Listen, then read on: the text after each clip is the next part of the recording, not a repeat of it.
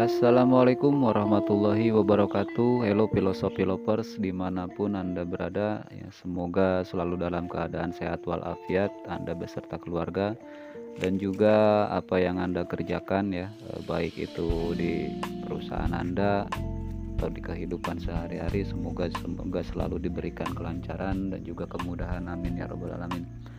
Oke, pada kesempatan kali ini saya ada di sebuah lokasi ya. Ini kebetulan lagi survei, tepatnya yaitu di Kampung Ciketuk ya, di Desa Sirnajati, Kecamatan Cibarusah, Kabupaten Bekasi ya, Jawa Barat. Nah, ini bisa dilihat kebun sengon ya, mahoni. Nanti kita lihat lagi ke dalam apa aja sih yang ada di sini. Nah, ini lahannya itu kurang lebih ada 4 hektar. Oh iya, ada pohon pisang ya, cuman sepertinya tidak terlalu terawat ya. Kalau dilihat di sini monokultur, jadi satu area satu jenis tanaman ya. Terus juga ya seperti inilah tampilannya, ilalang ya, semak belukar. Jadi apa sih tujuan saya survei lokasi ini? Kebetulan saya sudah ada pembicaraan dengan ownernya ya, dengan yang punyanya dan juga dengan karyawannya, karena di sini kebetulan ada karyawan 1 orang tinggal di rumah yang disediakan di sini oleh ownernya beserta keluarganya ada di sini ya. Jadi di sini saya melakukan kerjasama, rencananya saya akan mengelola ini lahan tanpa gaji ya.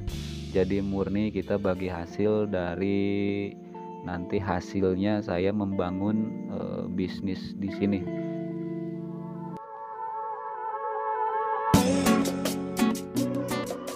Pada video kali ini saya juga akan memberikan beberapa tips ya mengenai agrobisnis atau langkah-langkah ketika Anda memulai agrobisnis.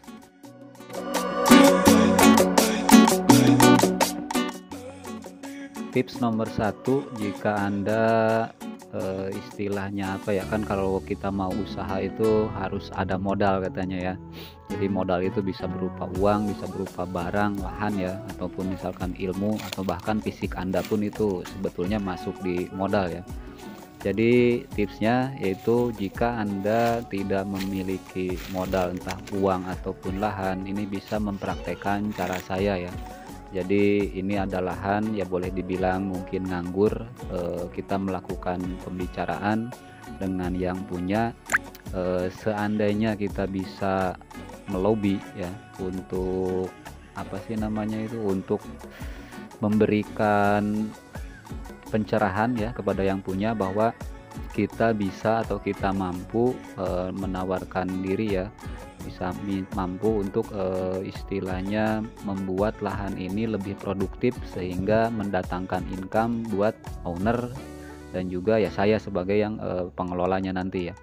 Itu salah satunya. Jadi silakan Anda kerjasama apapun ya ceritanya, selama itu dalam hal yang baik dan juga sama-sama bisa mempertanggungjawabkan ya. Nah, ini apa yang saya praktekkan di lokasi ini. Jadi saya datang melakukan pembicaraan dan kebetulan deal ya. Jadi kita sudah apa namanya membuat kesepakatan secara lisan tentunya sementara ini, karena ini baru mau mulai proses. Kita akan mengelola lahan ini, ataupun sebaliknya ya, jika Anda mempunyai lahan atau mempunyai modal, silakan bisa kerjasama dengan orang yang mempunyai waktu dan juga mempunyai kemampuan ya, untuk sama-sama kita simbiosis saling menguntungkan. I know you told your friend you're not okay, and tell me what's wrong and why you never said you felt that way. And guess you're trying to stay strong and fake a smile until I look away. Ini area di belakang rumah karyawan ya. Nanti juga area sini kita rapikan karena ini berbatasan langsung dengan pemukiman penduduk ya. Itu ada kolam ikan, nanti kita manfaatkan juga, kita mainkan di sini. kita rapikan.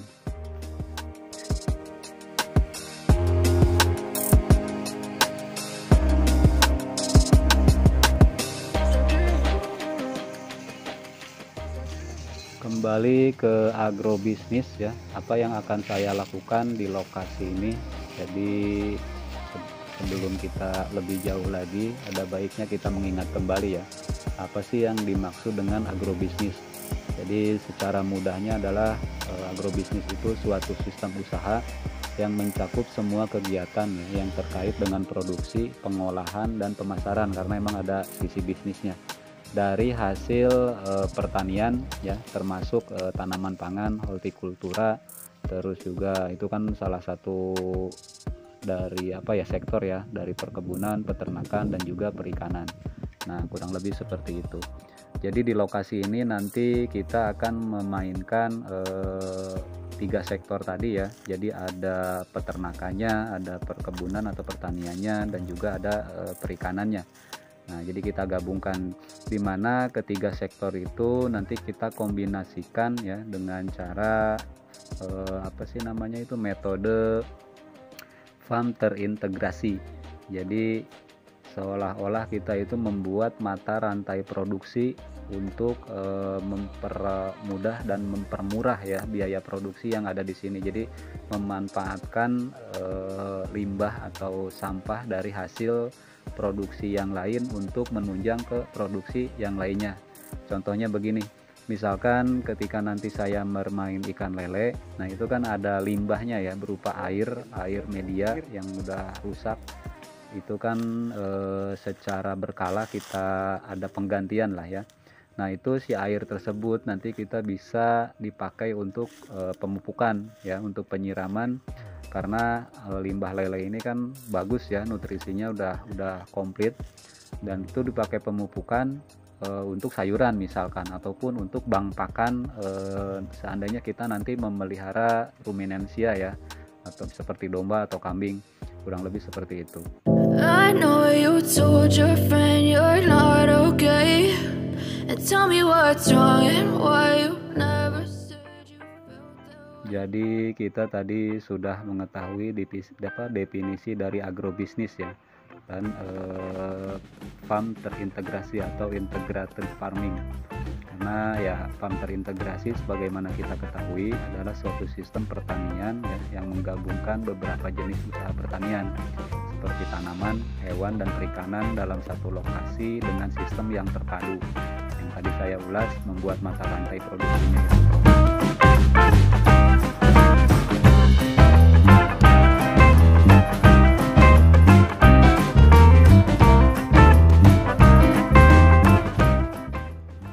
Tips nomor 2 ya, apapun usaha yang Anda jalankan di rumah, usahakan Anda itu mulai berpikir kritis ya, membuat sebuah konsep ya, biasanya kan disebutnya zero waste konsep ya. Jadi sebuah usaha peternakan, perikanan, atau perkebunan yang meminimalisir sampah ya. Jadi sampah di sini ya limbah lah dari hasil produksi Anda. Misalkan Anda ternak jangkrik, otomatis kan ada kotoran jangkriknya. Terus Anda misalkan ternak unggas ya, itu kan ada kotorannya juga. Ataupun Anda ternak ikan atau budidaya ikan, itu pasti juga ada limbahnya. Nah, Anda mulai berpikir bagaimana caranya memanfaatkan limbah tersebut menjadi sebuah faktor penggerak atau menjadi sumber daya untuk produksi yang lain ya. Jadi itu tips nomor 2 nya.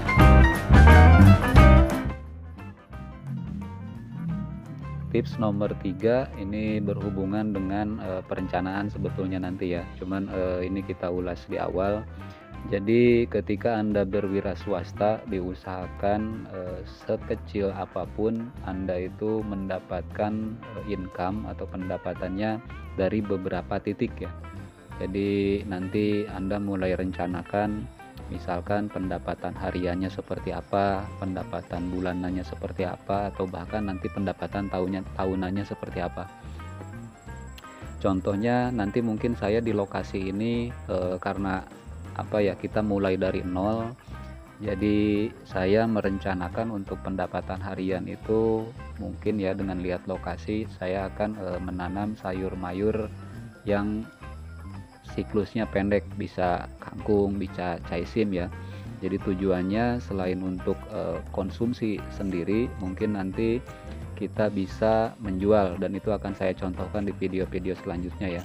Terus yang kedua, pendapatan bulanan. Nah, pendapatan bulanan ini bisa kita mainkan dari ya beberapa jenis ya, beberapa jenis usaha, tapi di sini saya mungkin nanti akan mengimplementasikannya dari ikan ya, entah itu ikan lele atau ikan hias, yang nanti pendapatannya itu direkap kita tiap per bulan, ada pembukuannya dan juga ada cash flow-nya gitu. Terus yang tahunannya seperti apa ya, mungkin kalau di tanaman seperti yang di awal video tadi ya, ada pohon pisang, itu kan pisang ada beberapa ada beberapa namanya itu produk yang dihasilkan, entah itu dari daun, entah itu dari jantung ya kalau di sini disebutnya, atau kembangnya ya, bisa juga dari pisangnya. Nanti itu kita mainin untuk pendapatan tahunan. Karena apa? Karena ya dia itu kan siklusnya mungkin enggak setiap hari atau enggak setiap bulan ya.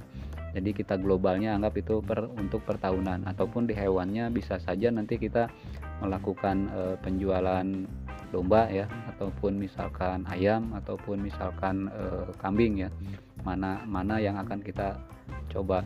Nah, nanti kalau di sini kemungkinan yang paling gampang, karena di sini banyak rumput, untuk tahunannya ya kita mainkan di domba ya atau kambing, seperti itu.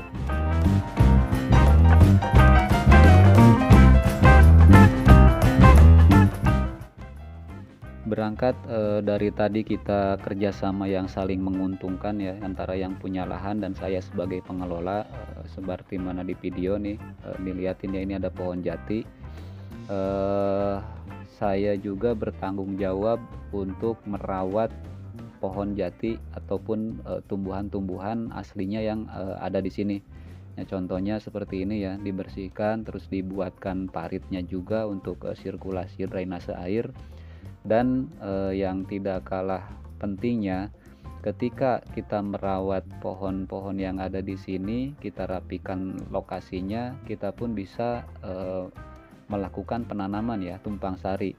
Nah, keuntungannya apa? Selain dari pohon-pohonnya ini terlihat rapih ya lokasinya, juga nanti nutrisinya itu akan selalu terjaga.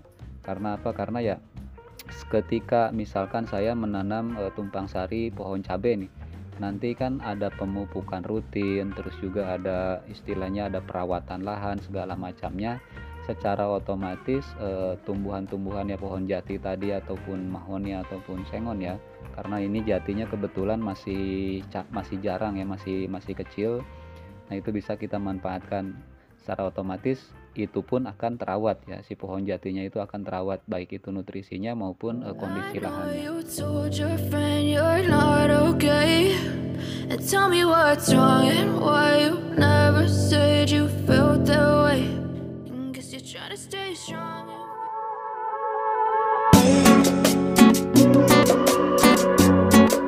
Oke, kita masuk ke pokok bahasan ya. Jadi ketika kita mau memulai agrobisnis, contoh saya lah ya, di sini saya mau memulainya, itu langkahnya seperti apa sih? Bagaimana sih yang harus kita persiapkan ya? Nah, di sini saya akan sedikit memberikan gambaran ya mengenai langkah-langkah untuk memulai agrobisnis skala rumah tangga, dan ini pun nanti akan saya praktekkan di lokasi ini. Jadi yang pertama, tentukan tujuan ya. Jadi tujuan Anda untuk memulai agrobisnis ini apa sih?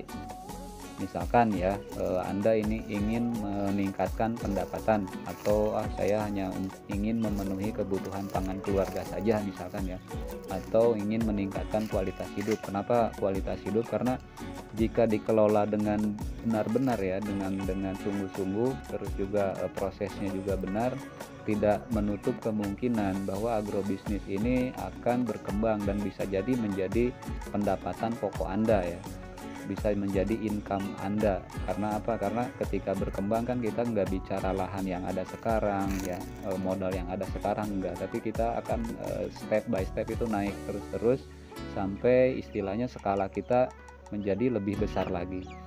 Terus yang keduanya yaitu identifikasi sumber daya yang ada di sekitar Anda ya.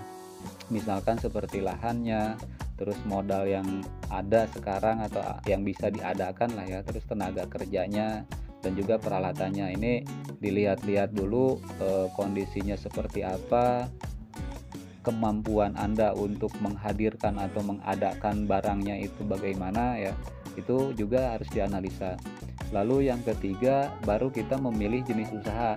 Misalkan setelah kita tahu ya sumber daya yang kita punya itu apa saja dan tujuan Anda udah istilahnya udah fix ya, udah oke lah, saya mau meningkatkan kualitas hidup misalkan ya, atau dengan menambah pendapatan usaha ini.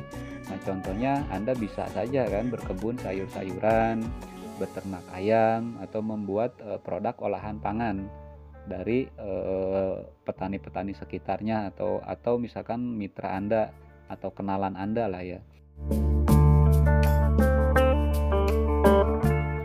Mungkin kita bahas 3 itu dulu ya. Kita masuk ke tujuan saya atau rencana saya di lokasi ini. Jadi setelah saya amati ya sumber daya yang ada di sini, ternyata bisa kita mainkan untuk perikanan, peternakan dan juga pertanian. Nah langkah yang pertama saya akan memulai bisnisnya itu dari budidaya ikan lele ya. Jadi kita akan masuk ke segmen pembenihan ikan lele. Nah dimana nanti dari ikan lele ini akan ada limbah yang dihasilkan. Nah limbahnya ini nanti berupa air ya, air kotor, nanti kita olah menjadi POC. Nah dari POC ini atau pupuk organik cair ini kita memanfaatkan lahan yaitu untuk bertani atau berkebun ya, sayur mayur ya untuk kebutuhan sendiri. Terus juga ya mungkin nanti kalau kita siklus rotasinya kalau bisa kita masukkan ke pendapatan harian yang tadi saya ulas di awal video ya. Di situ kita bikin irigasinya, terus tumpang sari di antara tumbuhan-tumbuhan yang sudah ada. Terus langkah yang keduanya saya juga akan merapikan lahan ya, lahan yang kebun jati untuk tumpang sari dan juga lahan yang kebun pisang. Jadi kita akan rapikan, mulai menyeting pendapatan supaya bisa berotasi lah. Jadi memungkinkan untuk tiap hari atau tiap bulan ya itu ada pemasukan, ada income.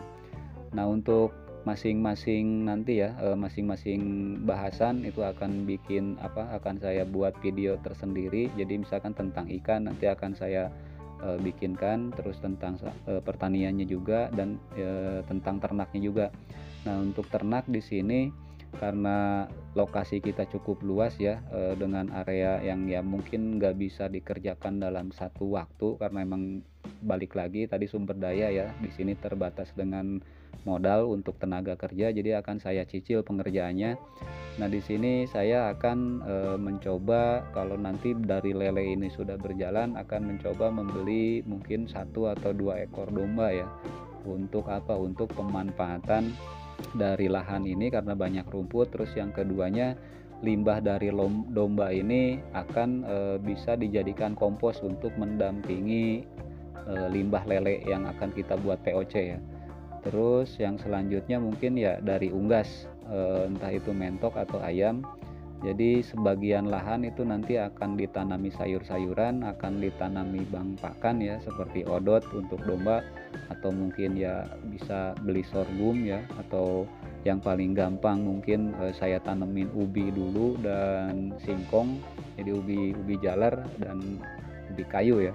Itu nanti pemanfaatannya bisa saja kita pakai untuk pakan hewan ternak yang kita miliki. Bisa jadi juga kalau emang berlebih bisa kita jual ya. Jadi mana dulu aja yang bisa tercapai seperti itu. Jadi konsepnya dari ikan nanti ada limbahnya itu kita kelola, kita masukkan ke ke pertanian. Dari pertanian itu juga nanti entah ada limbahnya, entah emang sengaja kita pokokkan ya untuk pakan dari hewan-hewan darat kita. Jadi putaran alurnya seperti itu.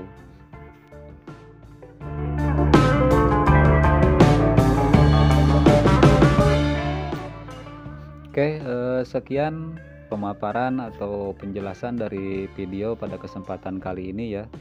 Kita bertemu lagi di lain waktu, di mana tadi saya sudah jabarkan ya dari pengenalan lokasi, juga analisa usaha dan rencana usahanya ya. Mohon maaf jika ada yang kurang berkenan ya. Terus jangan lupa juga silakan kalau ada unek-unek yang ingin disampaikan atau yang ingin ditanyakan, kita diskusi di kolom komentar ya. Semoga Anda atau kita semua dalam keadaan sehat dan sukses selalu. Wassalamualaikum warahmatullahi wabarakatuh. I know you told your friend you're not okay, and tell me what's wrong and why you never said you felt that way.